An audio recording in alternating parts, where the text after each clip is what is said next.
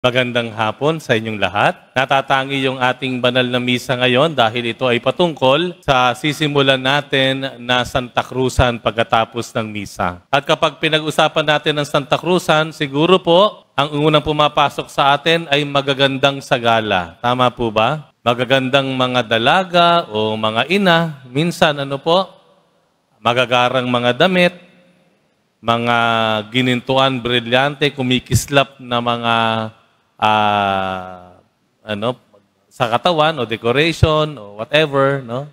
At naalala ko lamang po, nung ako'y lumalaki, bata pa ako, narinig ko na po yung Santa Cruzan. No?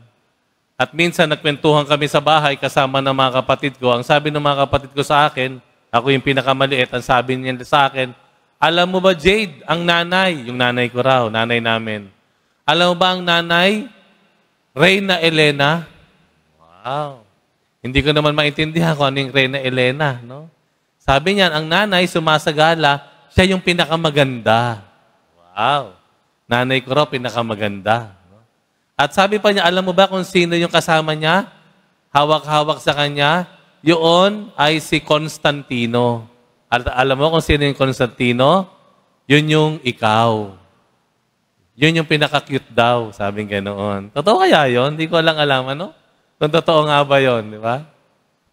Gayon pa man, ang Santa Cruzan ay ginagawa po yan pagkatapos ng buong Flores de Mayo, buong Mayo. No? Yung buong Flores de Mayo, nagkakatikismo, yung mga bata tinuturuan ng pananampalataya, magdasal, at isa sa mga highlight doon ay pagpapakilala sa mahal na Birheng Maria, sa ina ng Panginoon. At pagkatapos ng buong Mayo, buwan ng Mayo, ito ay tatapusin sa tinatawag natin ngayon na Santa Cruzan. Ano po? Ano po ibig sabihin ba nito? Ayan, ano po?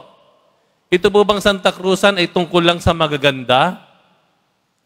Paano yung hindi kagandahan? Tungkol lang ba ito sa mga cute? Paano yung hindi mga masyadong cute? Hindi na pala sila pwedeng po sumali sa Santa Cruzan?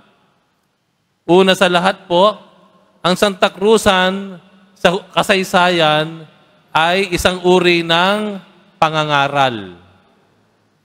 Ang Santa Cruzan po, ang isa sa pinakamabisang pamamaraan ng pangangaral ng katuruan ni Jesus. Nung unang-unang panahon, dahil nga magara, nakakapukaw ng pansin, yung nagsasagala, yung pagpuprosesyon ay naging mabisa na paraan upang ipangaral ang salita ng Panginoong Jesus.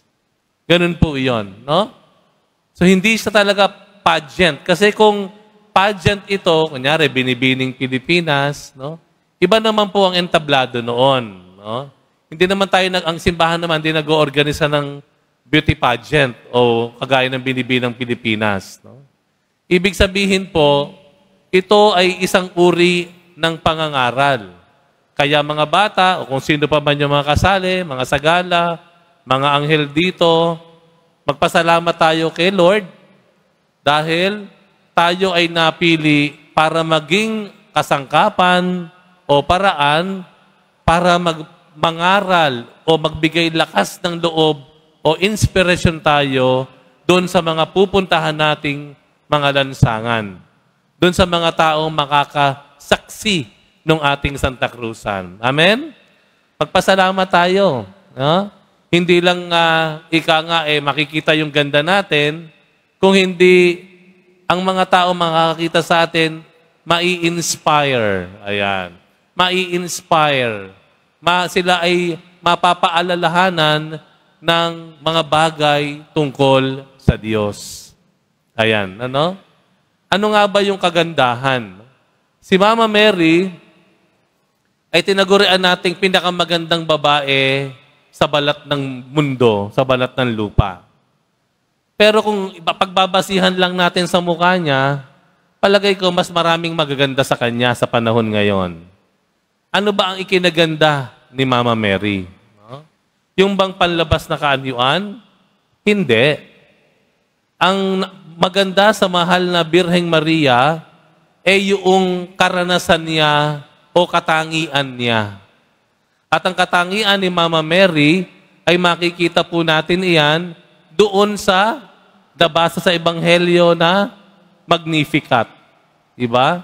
Yung awit ni Maria, ang sabi dito, ang puso ko'y nagpupuri sa Panginoon, nagagalak ang aking espiritu, sapagkat, eto po ang isang kinaganda ni Mama Mary, nilingap niya ang kanyang abang alipin. Ang kagandahan po, yan ay lumalabas kahit kanino, babae o lalaki, maganda man ang mukha mo o hindi, pero yung kagandahan na yan lumalabas kapag tayo ay nakababatid ng ginawa ng Diyos sa buhay natin. Nakikita natin, napagtatanto natin yung mga kabutihan, kilos, biyaya, pagpapala na binigay ng Diyos sa iyo. Malinaw po? Imagine niyo po, kung kayo yung tao, lagi niyong naaalala o naiisip, ako'y biniyayaan ng Diyos. Binless ako ni Lord ng ganito, ng pamilya, ng mga maraming opportunities. Hindi man ako pinakamaputi. May mga peklat man ako of loss sa aking katawan, sa aking balat. Pero, kung ikaw yung tao na alam at batid mo na ikaw ay pinagpala ng Diyos, ikaw ay tumanggap ng masaganang pagbabasbas niya, makikitan po ninyo, lalabas at lalabas sa ating aura ang kagandahan. Makikita yan ng mga tao. Lampas sa mukha mo, lampas sa makinis mong kutis, hindi.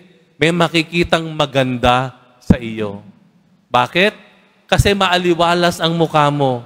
Ikaw yung tao na masaya at nagpapasalamat dahil alam mo, kahit ano pa ang sa kabila ng iyong sabihing hindi, o yung imperfections mo, lumalabas at nakikita mo yung pagmamahal o pagpapala ng Diyos sa iyo. Amen? Mas maganda yung kagandahan na ganoon. Alam nyo, nung bata pa kami, nandito may mga sakristan. Gusto kong tanungin yung mga sakristan eh. Gusto kong tanungin sila, sino ba ang maganda sa iyo? Alam niyo, mga batang lalaki, pag lumalaki yan, ang maganda sa kanila, kung sino yung iniidolo nila, artista, o kaya yung mga bida sa pelikula. Pero habang lumalaki yung lalaki, nagiging binata, nagiging mama, ay hindi na talaga yung mukha o itsura ang tinitignan. Hindi na yun ang basihan. Mas napapansin pa ng kalalakihan yung isang dalaga na masaya, may kumpiyansa sa sarili, hindi insecure, mas nakikita at napapansin pa niya yon. Ibig sabihin, yun yung ganda na nagtatagal. Kasi yung gandang panlabas, ilang taon lang yan, mawawala at mawawala. Ika nga, no? Mawawala at mawawala yan. Pero kapag tayo yung tao na nakikita natin, yung biyaya na tinatanggap natin sa Diyos, na tayo ay mahal ng Diyos, na tayo pinapahalagahan niya at tayo mahalaga, kusang lalabas yung tunay at mas malalim at mas permanenteng kagandahan. Yun po ang nais nating makita, no, sa prosesyon po natin sa Santa Cruzan. Okay? Na makita ng mga tao, hindi lang yung maganda mong makeup, hindi lang yung manipis mong labi, hindi lang yung balingkinitan mong katawan, yung maganda mong height, hindi lang yung mapungay mong mata, hindi lang yung kulay rosas mong pisngi, hindi lang yung malaking dila mong mga daliri na mahahaba, hindi lang yun. Ang makita sana ng mga tao, yung kagandahan na kahit sino ay pwedeng magkaroon. Mayaman, mahirap, maitim, maputi, makinis o hindi makinis, ang balat, matangkad o maliit, nakatapos ng pag-aaral o hindi, yung kagandahan na pwedeng matanggap ng kahit sino. At yung kagaya nung nasabi ko, yung kagandahan na iyon ay lumalabas sa atin kapag nagiging malinaw sa atin na tayo ay mahalaga sa Diyos, mahalaga ang ating buhay sapag tayo ay pinagpapala at pinagkakalooban ng Diyos ng Kanyang biyaya. Amen? Yan, sa mga kabataan na naririto, ayan ano? Sana yun ang ating bigyan ng higit, no? Napansin yung kagandahang lampas-lampas sa panlabas na kaanyuan. Yung kagandahang magmumula sa pagkakakilala sa Diyos. Sa Ebanghelyo, dumating si Maria sa kanyang pinsan na si Elizabeth. 6 na buwan nang nagdadalang tao. Ano sabi sa Ebanghelyo?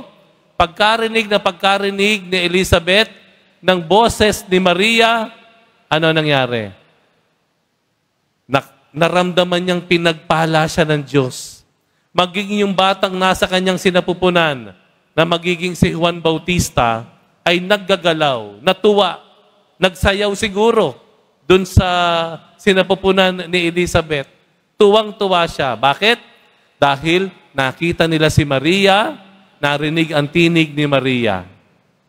Ang dalangin natin, mga sagala, lahat na magpuprosesyon, yung mga iilaw, yung mga sakristan, yung magiging bahagi, ikaw man tumutugtog na instrumento, sana yung ngiti natin, mga ngiti natin sa mga madadaanan natin, maramdaman nila yung pagpapala ng Diyos sa kanila.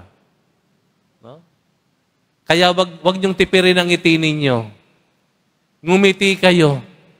Kahit parang medyo maluwag yung damit mo, medyo mahaba, masakit yung paa mo, hindi sukat yung iyong sapatos, no? Mabigat yung corona mo, hinahangin pa. Sana mamaya, wag umambon, ano? Pero wag niyong kalilimutang ngumiti. Yung ngumiti. Hindi man kayo makausap, kagaya ni Maria, narinig yung boses niya, ni Elizabeth. Yun man lang ngiti, kumaway kayong ganon, o ganon man, o ano, paano ba kayo gumaway?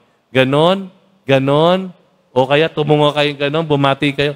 Yun man lamang po, yung mga taong madadaanan nyo sa mga iba't ibang lansangan, yun, ipagdasal natin ay magbigay biyaya sa mga tao na tatanggap nito. Amen?